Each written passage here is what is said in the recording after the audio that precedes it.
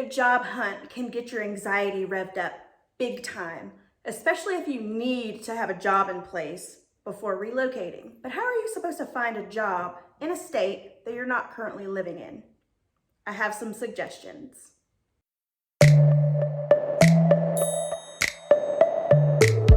have some advice on how you can get an offer letter in hand without even living in the area. Let's run through some scenarios. And I first want to address job transferring. If you're already employed with a company and they happen to have locations in our area, this is going to be the least complicated of any scenario.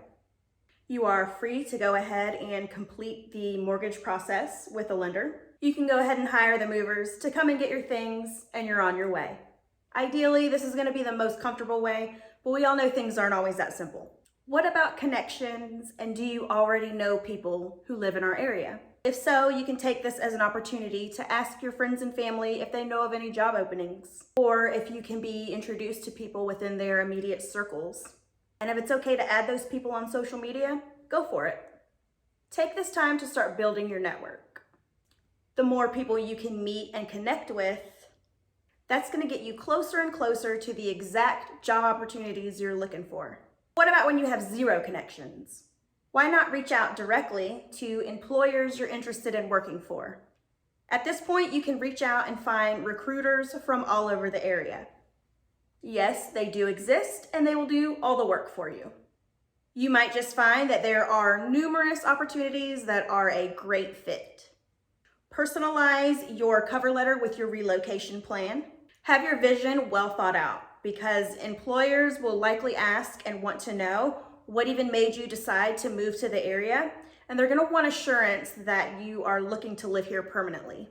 Okay, so let's say you've done that already.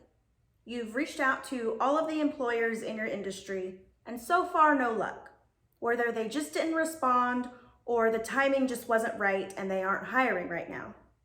This is where it may be time to consider getting a bridge job. And a bridge job isn't meant to be permanent, but a temporary employment to essentially bridge the gap between job changes. So this is where you might want to look for the positions that have the higher turnover rate, the places that are always hiring.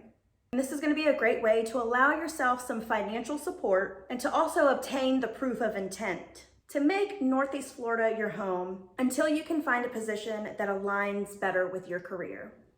If you're under contract to buy a house, please do not go changing careers in the middle of being under contract. Wait until after closing. But if that's not the issue, keep applying, keep looking, and keep building your network. If you need to go the more traditional route and be physically present, then it might be actually easier to just go ahead and do this in person. Set aside some time so you can be in the area. And then when you're not interviewing and filling out applications, just go ahead and treat it like a vacation.